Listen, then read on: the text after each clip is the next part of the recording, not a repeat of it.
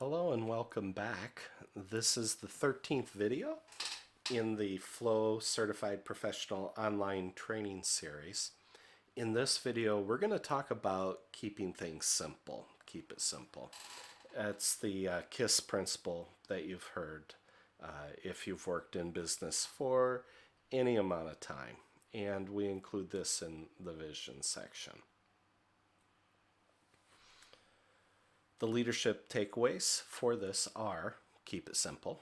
We're going to talk about simplicity, a couple quotes from Steve Jobs and Leonardo da Vinci. And then we're going to see how we applied the idea of simplicity to actually printing out napkins for the Unified Vision framework as a communication tool for our customers and trainees and stakeholders and such. And then we're going to look at the 4 keys to success, including knowledge, technology, relationships, and roles. And we're going to go through these even further down in some of the other videos. So we're going to come back to the idea of simplicity more than once throughout all of the videos that we're doing together. A lot of people out there, I love the internet because you'll see quotes attributed to Abraham Lincoln and Ben Franklin, and here we have one attributed to Steve Jobs, where simplicity is the ultimate sophistication. I love the quote. Absolutely true. And if you look at the iPhone or iPad or the Apple computers and things like that, they have a very simple, sleek, elegant design. And that permeates everything that they do. But it was Leonardo da Vinci who came up with the quote, simplicity is the ultimate form of sophistication. So while Steve was saying simplicity is the ultimate sophistication, Leonardo was saying simplicity is the ultimate form of sophistication. Here's an example of whichever way it is. Here's an example of making it simple. It's so simple what we did with the Flow Leadership Framework. It used to be called the Unified Vision Framework, but these days we call it the Flow Leadership Framework. We basically could put everything on a single napkin. We actually printed them up. I could hand that to somebody and actually walk them through the heart and soul of flow in about 2 or 3 minutes. And so we could explain it on a napkin and deliver it to the enterprise. And we would explain the 4R or the 4D model, which is actually the mirror image of the 4R model. We would talk about one of the most important definitions is vision, and then your strategies, and then your people and your tasks. And the line that's in between the VS and the PNT is the disconnect that exists in every organization. And then in the middle here, we would have the vision, the combined vision of all the stakeholders. And then the 3 sides of this triangle that makes things happen were knowledge, what we used to call business content, tools, or what we used to call tools and technology, and then relationships, or what we previously called communication. And without those 3 elements in what you're trying to do, and without the right vision, and without the right definitions, and without the distilled agreement, you're basically going to go down in flames. And so it was an extremely simple but effective way to communicate what it is that we actually deliver for the teams, the individuals, and the organization. Now, I'm going to break out the napkin a little bit because in the middle, as always, on these 3 sides, we used to call business or knowledge business content. And so and these days, it's pretty much the role of the product owner or the business owner to have that content. The technology, the tools and the technology, those were created by the team. And then the relationships, that was probably 90% communication. And then all three of these were through the lens of vision for the organization. And so this is a way of being able to quickly have a way to help people. It's a management paradigm, methodology of being able to look at individuals as well. We have the triangle where it would be mental, physical, and social.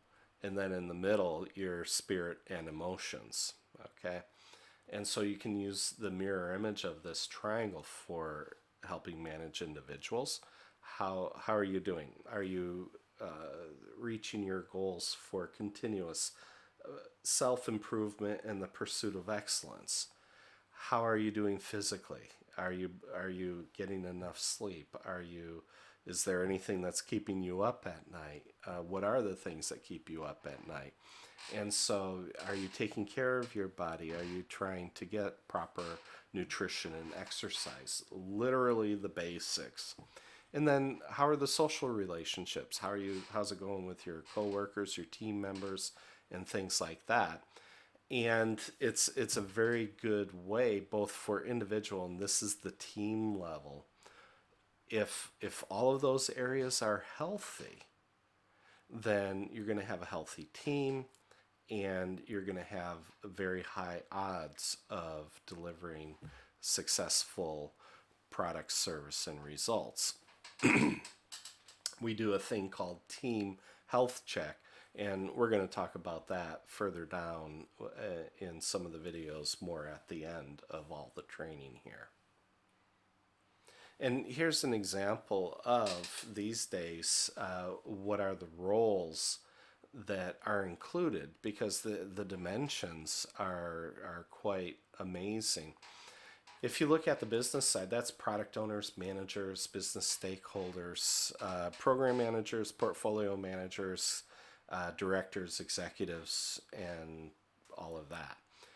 The technology, those are the teams with developers. It can be architecture, quality assurance, quality insurance, testing, all the teams that you would use to create the tools that help your company perform better.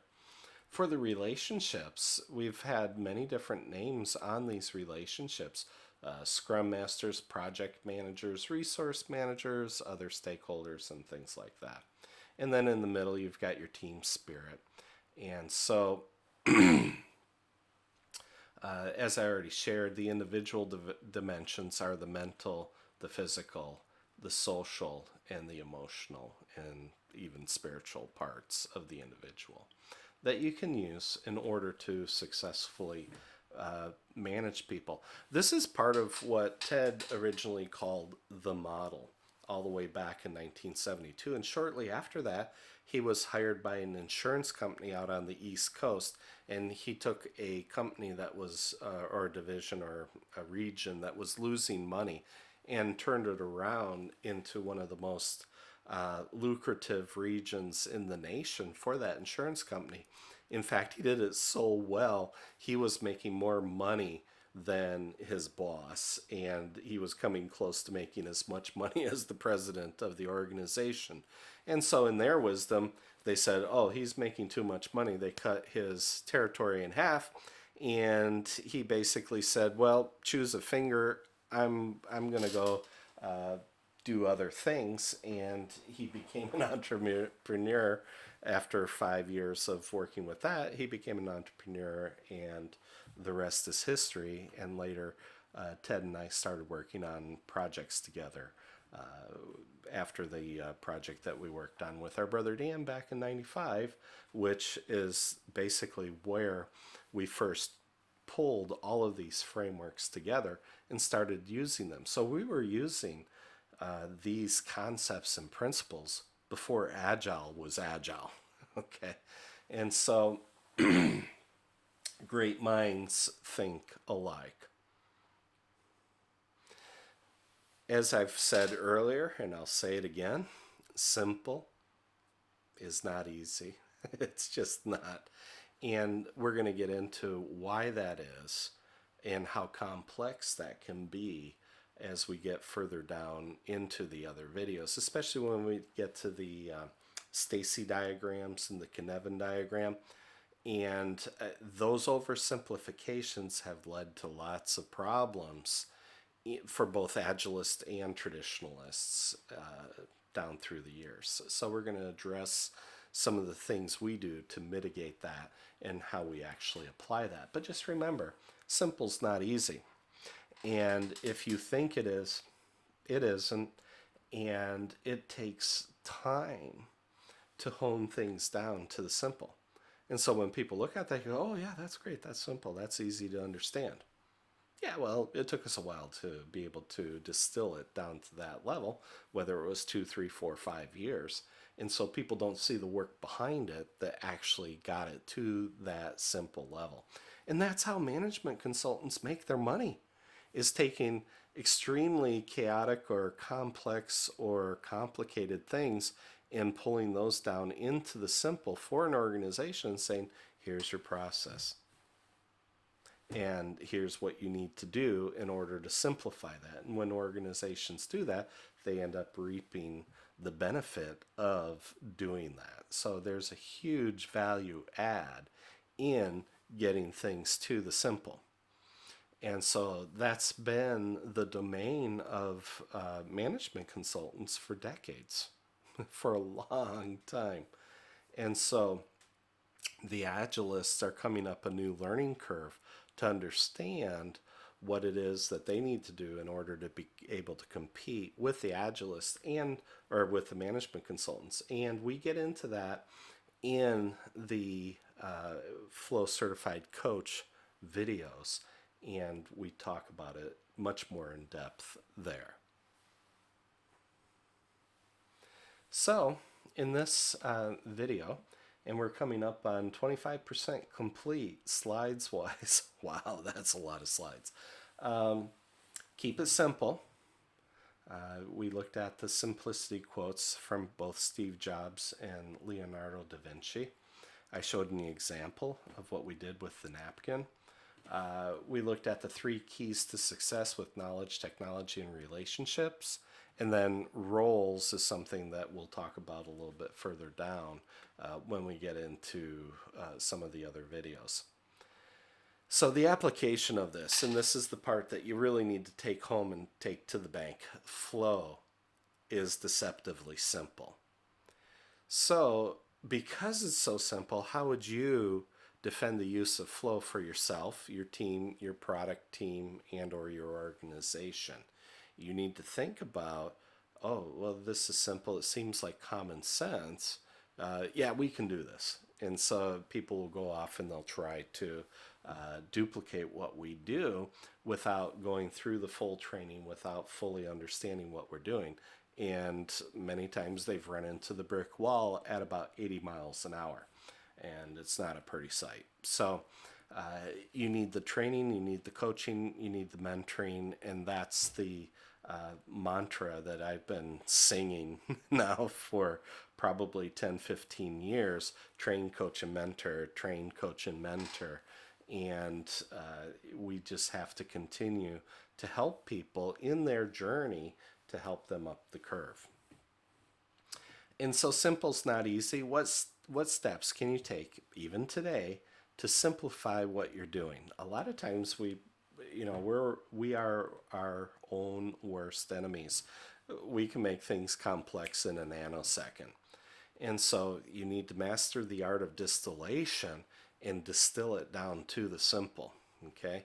So you take the business content and you take the tools and technology, and the distillation occurs right there at the bottom of the triangle between those two groups, supported by the people that are gifted and experts in helping keep the relationships in place. So that's the end of this video. We're about 1/4 of the way through. We're 25% done as far as the slides go. So hang in there. You're doing a good job, and we'll see you in the next video.